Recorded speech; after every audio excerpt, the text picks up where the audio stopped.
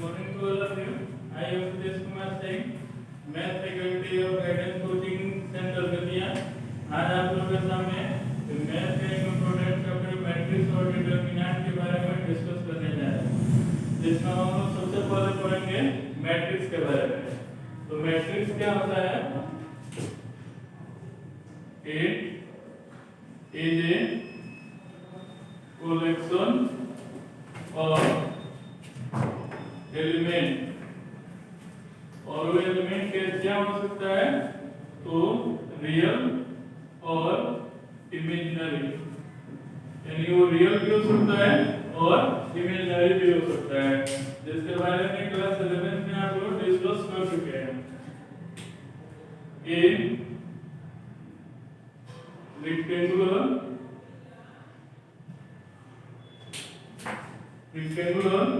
array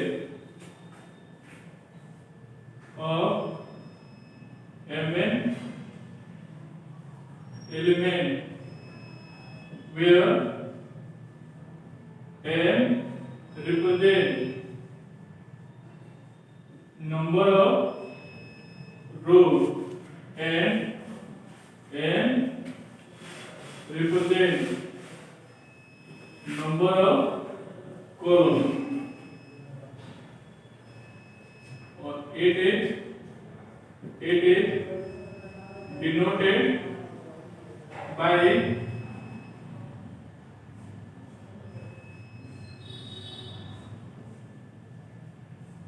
यानी matrix को हम तीन सिंबल से रिप्रेजेंट कर सकते हैं, इसका और इसका, यानी तीनों में से किसी एक का यूज कर सकते हैं।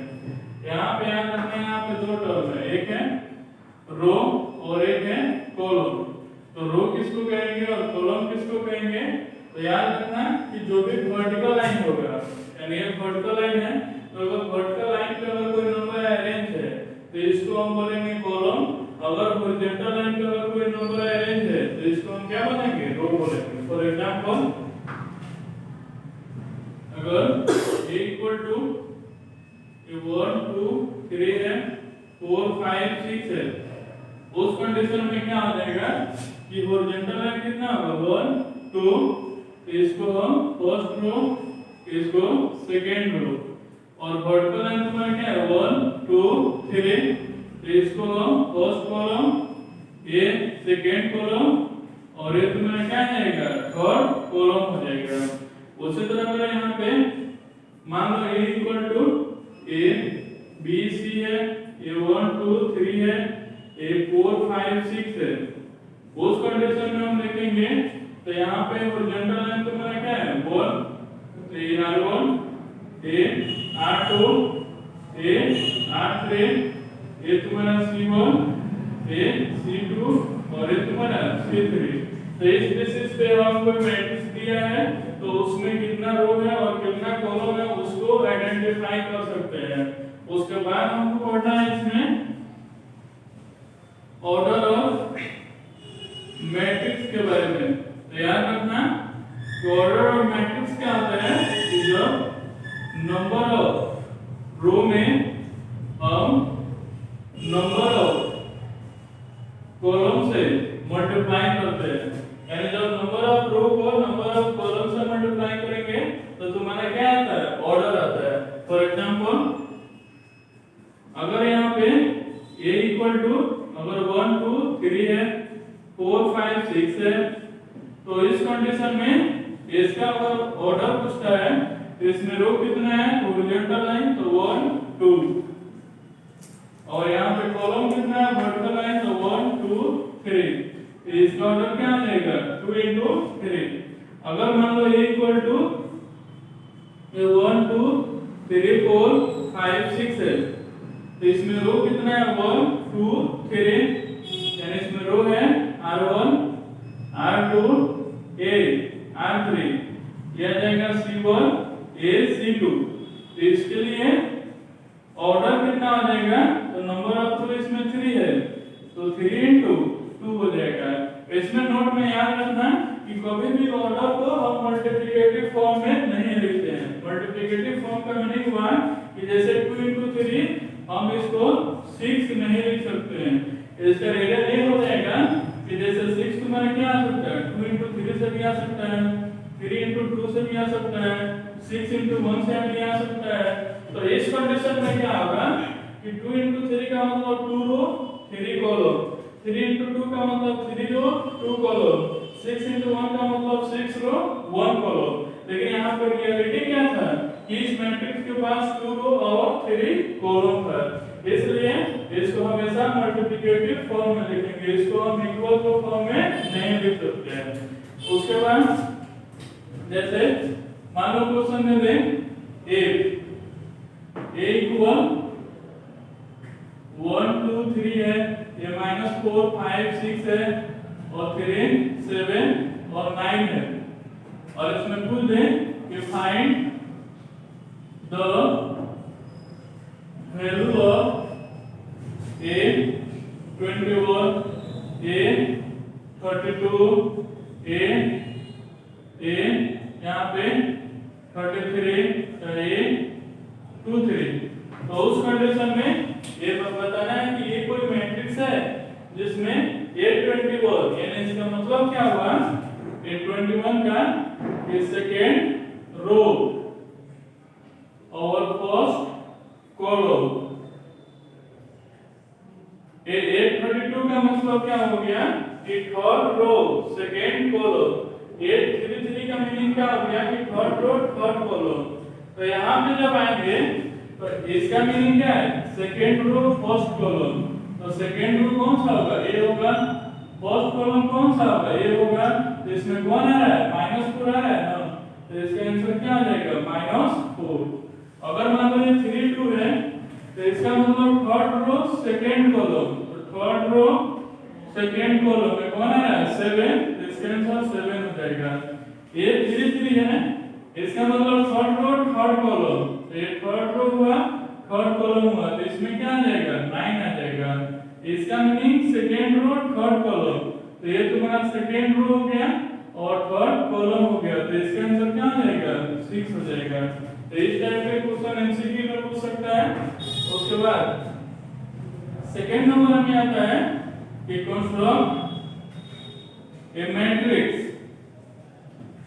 ऑफ ऑर्डर 3 2 2 तो और ए आई जे इक्वल टू मान लो आई प्लस 2j है, यानी यहाँ पे क्या बताना है कि कंस्ट्रक्ट ए मैट्रिक्स, यानी वह मैट्रिक्स कंस्ट्रक्ट करना है जिसका ऑर्डर क्या हो 3 into 2 हो, और यहाँ पे एक इक्वेशन दिया है आई किसको रिप्रेजेंट कर रहे हैं नंबर ऑफ रो को, जे किसको रिप्रेजेंट कर रहे हैं नंबर ऑफ कॉलम को। तो इसको कैसे सॉल्व करेंगे, तो यहाँ पे एग्जांपल में देखो, सॉरी सॉल्यूशन में, तो यहाँ पे क्या आ जाएगा ए, तो तुम्हारा क्या आना चाहिए 3 रो और 2 कॉलम, यानी हॉरिजॉन्टल लाइन तुम्हारा क्या होना चाहिए 3 होना चाहिए। यहाँ पे 1, यहाँ पे आ जाएगा 1 2 और 3, ये तो तुम्हारा क्या आ गया हॉरिजॉन्टल लाइन, और वर्टिकल लाइन क्या होना चाहिए 2 होना चाहिए, तो वर्टिकल लाइन को ये हो गया और एक और होना चाहिए, तो यहाँ पे ये आ जाएगा। तो इसमें देखो इसमें क्या आ जाएगा R1 A R2 A R3 उसी तरह C1 और C2। इसमें हम देख रहे हैं कि 3 रो और 2 क्या है कॉलम है। अब यहाँ पे एलिमेंट कौन कौन होंगे, तो इसमें हमेशा स्टार्ट कहाँ से किया जाता है ये 1 1 से, यानी हमेशा स्टार्ट तुम्हारा ये 1 1 से होगा।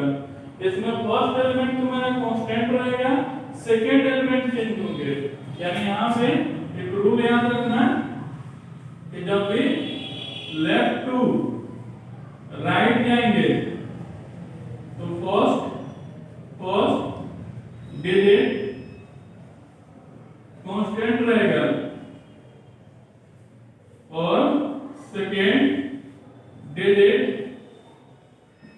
इंक्रीज बाय 1, यानी फर्स्ट डिजिट तुम्हारा कांस्टेंट रहेगा और सेकंड डिजिट कितना इंक्रीज होगा, तो केवल 1 इंक्रीज होगा।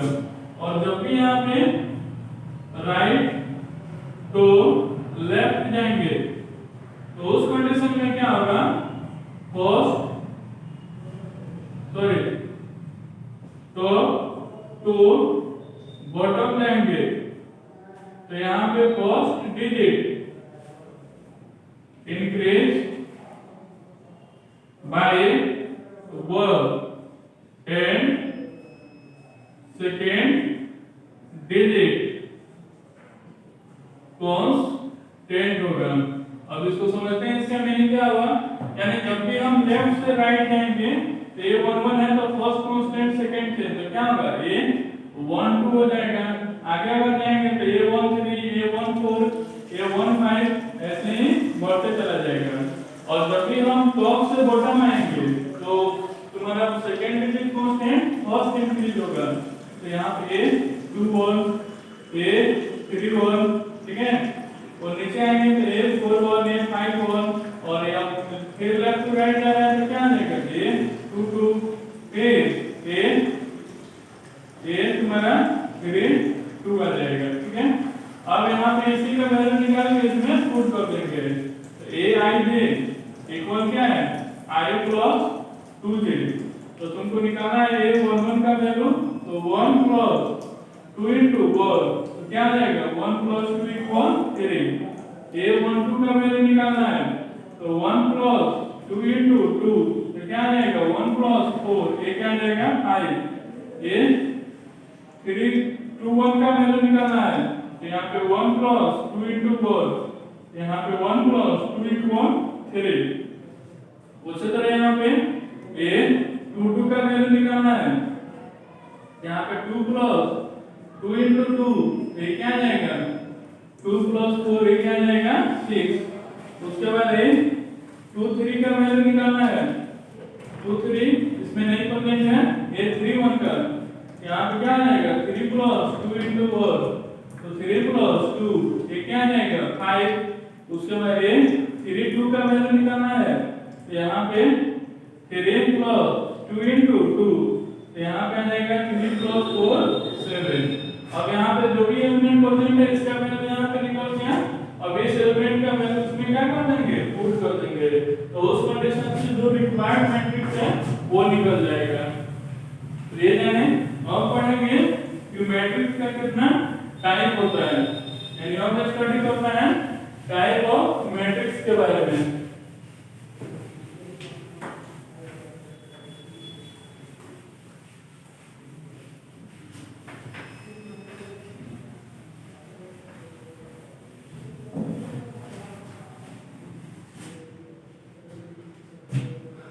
अब स्टडी करना है कि टाइप ऑफ मैट्रिक्स, यानी मैट्रिक्स का कितना टाइप होता है।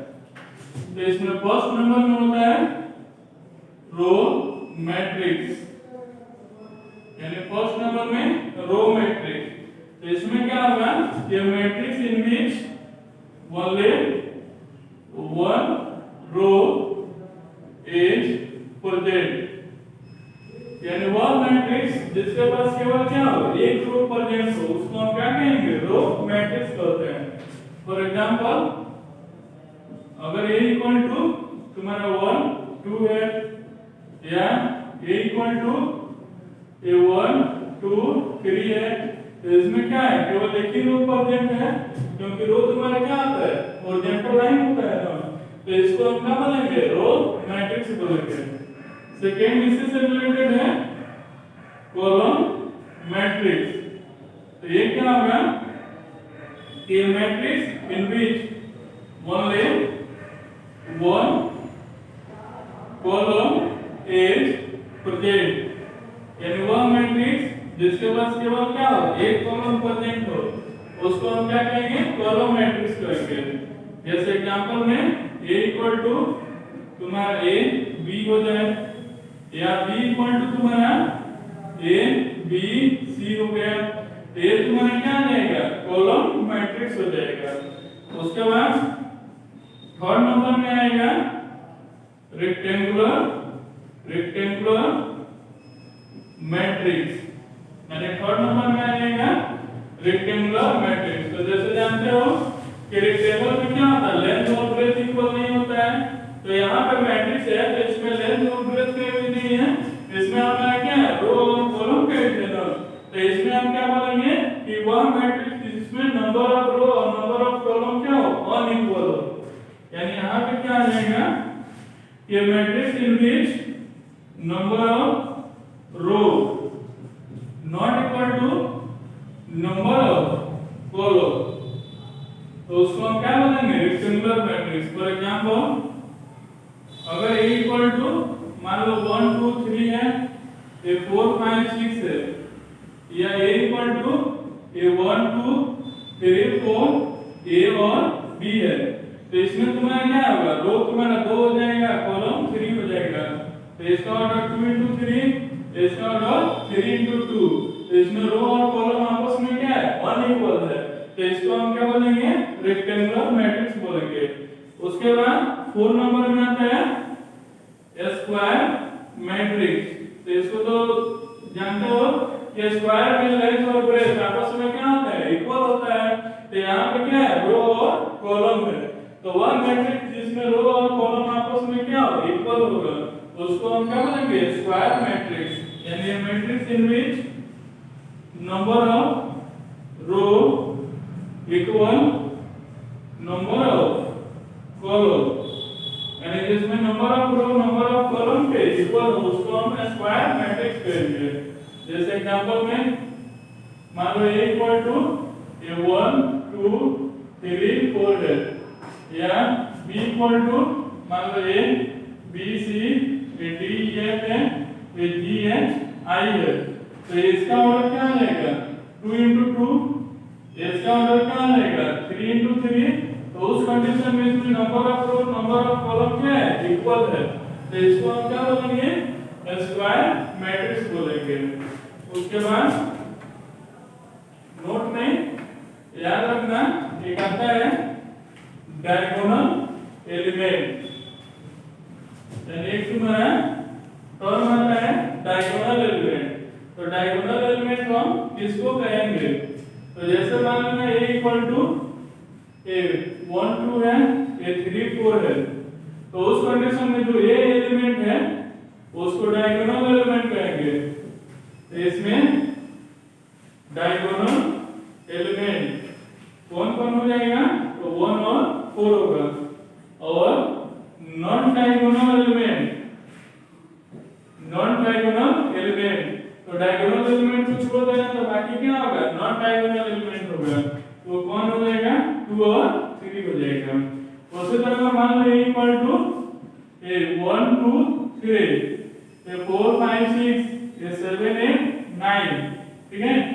तो इस कंडीशन में डायगोनल एलिमेंट, तो जो ये वाला एलिमेंट है इसको हम क्या कहेंगे, डायगोनल एलिमेंट कहेंगे।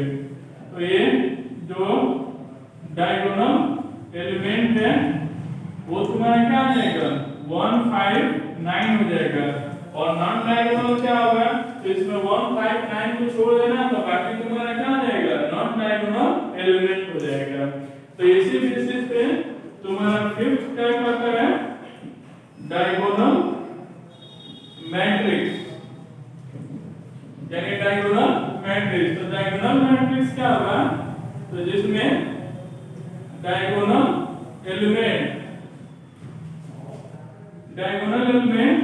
different to each other और non diagonal element तुम्हारा क्या, 0, यानी वह मैट्रिक्स जिसमें डायगोनल एलिमेंट एक दूसरे से डिफरेंट हो और नॉन डायगोनल एलिमेंट क्या हो, 0 हो, उसको हम डायगोनल मैट्रिक्स कहते हैं।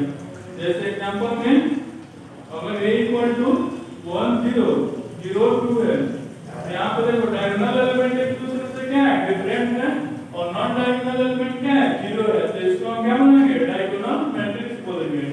अगर यहाँ पे इक्वल टू 1 0 0 0 2 0 0 0 3 है, तो यहाँ पे डायगोनल एलिमेंट एक दूसरे से क्या है, डिफरेंट है, और नॉन डायगोनल एलिमेंट क्या है, 0 है, तो इसको हम क्या बोलेंगे, डायगोनल मैट्रिक्स। इसी के सिमिलर होता है स्केलर मैट्रिक्स, यानी इसी के सिमिलर आता है स्केलर मैट्रिक्स। तो स्केलर मैट्रिक्स क्या होगा, तो जिसमें डायगोनल एलिमेंट सेम हो एक्सेप्ट वन, यानी वन को छोड़ के बाकी कोई भी डिजिट रहेगा लेकिन डायगोनल एलिमेंट क्या होना चाहिए, सेम होना चाहिए। और यहाँ पे नॉन डायगोनल एलिमेंट तुम्हारा 0 होना चाहिए। जैसे इक्वल टू मान लो 2 0 0 2, तो यहाँ पे क्या है, सेम आ रहा है। उसी तरह में b इक्वल टू मान लो 3 0 0 0 3 0 0 0 3, तो इसमें भी क्या है, सेम आ रहा है। तो डायगोनल एलिमेंट जिसमें सेम हो और नॉन डायगोनल एलिमेंट क्या हो, 0 हो, तो उसको हम स्केलर मैट्रिक्स बोलते हैं। उसके बाद 7 नंबर में यूनिट मैट्रिक्स आता है। तो यूनिट मैट्रिक्स का मीनिंग क्या होगा, तो जिसमें डायगोनल एलिमेंट 1 हो और नॉन डायगोनल एलिमेंट 0 हो, यानी वह मैट्रिक्स जिसमें डायगोनल एलिमेंट 1 हो और नॉन डायगोनल एलिमेंट 0 हो, उसको हम क्या बोलेंगे, यूनिट मैट्रिक्स बोलते हैं। और यूनिट मैट्रिक्स को हम I से रिप्रेजेंट करेंगे। तो यहाँ पे जैसे इक्वल टू 1 0 0 1 है, या इक्वल टू 1 0 0 0 1 0 0 0 1, तो यहाँ पे डायगोनल एलिमेंट क्या आ रहा है, 1 प्रेजेंट है और नॉन डायगोनल एलिमेंट क्या है, 0 है, तो उसको हम क्या बोलेंगे, यूनिट मैट्रिक्स बोलते हैं। उसके बाद 8 नंबर में तुम्हारा आता है अपर ट्रायंगुलर मैट्रिक्स, यानी इसमें आता है अपर ट्रायंगुलर मैट्रिक्स। तो अपर का मीन तुम समझते हो, अपर पार्ट, और ट्रायंगुलर मैट्रिक्स, तो इसमें याद रखना कि अगर diagonal element plus upper element of diagonal are non-zero, a lower element तुम्हारा 0 है। इसका मीनिंग क्या हुआ कि जैसे a इक्वल टू मान लो 1 2 3 है, a 0 4 5 है, a 0 0 3 है, तो इसका डायगोनल एलिमेंट और डायगोनल एलिमेंट के ऊपर वाला तुम्हारा 0 नहीं होना चाहिए, यानी सब एक दूसरे से क्या होना चाहिए, डिफरेंट होना चाहिए। लेकिन डायगोनल एलिमेंट के नीचे वाला हमेशा क्या होना चाहिए, 0 होना चाहिए। यानी याद रखना कि अपर ट्रायंगुलर मैट्रिक्स है, तो अपर ट्रायंगुलर मैट्रिक्स यानी डायगोनल के ऊपर वाला एलिमेंट को छोड़ के बाकी जो भी एलिमेंट होना चाहिए 0, तो उसको हम अपर ट्रायंगुलर मैट्रिक्स कहते हैं। इसी का अपोजिट है lower triangular matrix. Lower triangular matrix, तो इसमें क्या होता है कि lower element of diagonal element 0 और अपर एलिमेंट तुम्हारा क्या होना चाहिए, नॉट इक्वल टू 0 होना चाहिए। जैसे तुम्हारा 1 0 0 है, यहाँ पे 0 2 मान लो 5 2 3 है, 5 2 0 है, और यहाँ पे 8 6 0 है। तो उस कंडीशन में देख रहे हो कि लोअर ट्रायंगुलर मैट्रिक्स, तो इसमें लोअर पॉइंट क्या होना चाहिए, नॉन जीरो, और डायगोनल के ऊपर वाला पॉइंट तुम्हारा क्या होना चाहिए, 0 होना चाहिए। तो उसको हम क्या बोलेंगे, लोअर ट्रायंगुलर मैट्रिक्स बोलते हैं। उसके बाद इसका नेक्स्ट टाइप है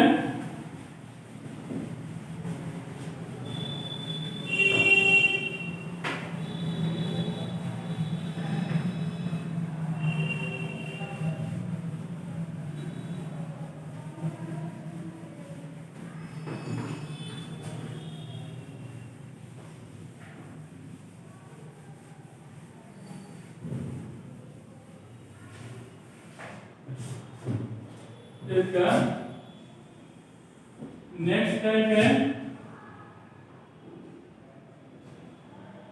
कंपेरेबल मैट्रिक्स, यानी नेक्स्ट टाइप है कंपेरेबल मैट्रिक्स। तो कंपेरेबल मैट्रिक्स क्या होता है? तो मान लेना है plate A and B are two matrix it said to be comparable if their order be same। यानी A और B तुम्हारा क्या है? दो मैट्रिक्स है, तो इसको हम कंपेरेबल कब बोलेंगे? जब दोनों का ऑर्डर क्या आ जाए? सेम हो जाए। जैसे एग्जांपल में A इक्वल टू मान लो 1 2 3 है, 4 5 6 है, और यहाँ पे B equal to A B C है और D E F है। इस कंडीशन में इसका ऑर्डर जब निकालेंगे तो रो को कॉलम से मल्टीप्लाई, तो 2 into 3। इसका ऑर्डर निकालेंगे तो क्या आएगा? 2 into 3। तो दोनों का ऑर्डर क्या है? सेम आ रहा है, तो इसको हम क्या बोलेंगे? कंपेरेबल मैट्रिक्स बोलेंगे। उसी तरह इसका नेक्स्ट टाइप आता है इक्वल मैट्रिक्स। तो इक्वल मैट्रिक्स क्या होना चाहिए कि A and B are two comparable matrix if their corresponding